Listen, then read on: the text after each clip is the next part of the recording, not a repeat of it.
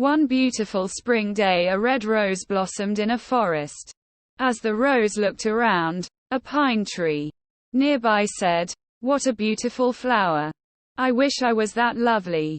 Another tree said, "Dear pine, do not be sad. We cannot have everything." The rose turned and remarked, "It seems that I am the most beautiful flower in this forest." A sunflower raised its yellow head and asked, "Why do you say that? In this forest there are many beautiful flowers. You are just one of them." The red rose replied, "I see everyone looking at me and admiring me." Then the rose looked at a cactus and said, "Look at that ugly plant full of thorns." The pine tree said, "Red rose, what kind of talk is this? Who can say what beauty is? You have thorns too." The proud red rose looked angrily at the pine and said, "I thought you had good taste. You do not know what beauty is at all. You cannot compare my thorns to that of the cactus." "What a proud flower," thought the trees. The rose tried to move its roots away from the cactus, but it could not move. As the days passed, the red rose would look at the cactus and say insulting things, like, "This plant is useless.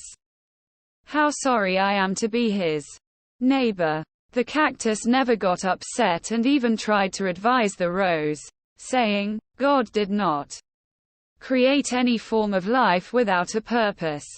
Spring passed, and the weather became very warm. Life became difficult in the forest, as there was no rain. The red rose began to wilt. One day the rose saw sparrows stick their beaks into the cactus and then fly away, refreshed. This was puzzling, and the red rose asked the pine tree what the birds were doing. The pine tree explained that the birds were getting water from the cactus. "Does it not hurt when they make holes?" asked the rose sparrow. "Yes, but the cactus does not like to see the birds suffer," replied the pine. The rose opened its eyes in wonder and exclaimed, "The cactus has water. Yes, you can also drink from it. The sparrow can bring water to you if you ask the cactus for help." The red rose felt too ashamed to ask for water from the cactus, but finally it did ask for help. The cactus kindly agreed. The birds filled their beaks with water and watered the rose's roots. Thus the rose learned a lesson and never judged anyone by their appearance again.